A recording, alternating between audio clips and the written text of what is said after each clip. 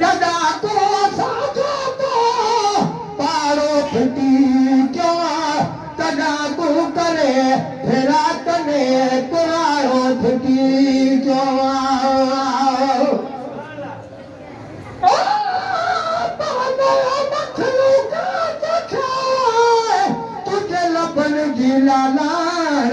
कादे चंद्र कादे तेरी तुझे चेहरे की जानवर गुलाम नबी हर वक्त दिए वे लिखे छावा खान से छिनदा छाजे कान जन मिस्र साकिन नहीं छड़ी जदा को साजा तो पारो फिटी जो तदा तू करे फिरात में कुरारो फिटी जो न समझा बरी बिनीत से न समझा बरी बिनीत से जिनी पार झोर वो जिनी पार झोर वो बिठार को अजन दावो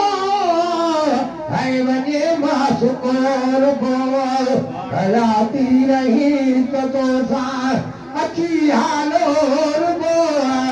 अच्छी हालोर बोल बिठार को अजन दावो है बने मासुकोर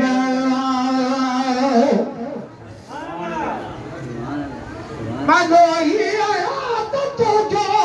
माफी भी तूने रुगो मुल्क मूसा सजन खरीदे अमूने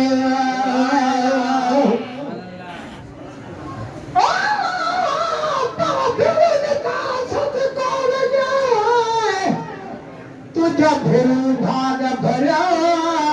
अथई अखरन जे मथां जेके घड़ीअ पाक भरिया गुलाम नबी मिस्कीन जा अजवा नसीब वरिया तुझे जा नेण ठरिया तुझे नेणन में नज़रूं थी मानो हीअ रात तुझो माफ़ी ॾिनूं रुगो मुल्क मूसा सजण खणी नेण मूंडे तॾहिं ते अची तोता तॾहिं ते अची तोता इधर घाट घोर गो इधर घाट घोर गो निठार थो अदन दा है वञे मासुकोर गो मरी बि वञा त फेरो कबर ते कजा तू पढ़ी के बटे कुला अची बख्श जा मरी बि वञा त फेरो कबर ते कजा तू पढ़ी के बटे कुला अची बख्श जा अव्हां खे ॾिसी मिलंदा अव्हां खे ॾिसी मिलंदा बिजन खे तोरबो बिजन खे तोरबो मिठाण थो अनन दा है वञे मासुकोर बो तो दिल की रोवे का दिल जाने दिया पिरी तो खे पर कलही गुलाम नबी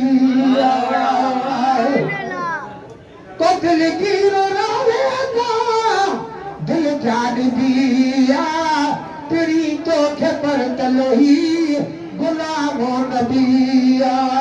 जितर सा हुआ सिरिया में जितर सा हुआ सिरिया में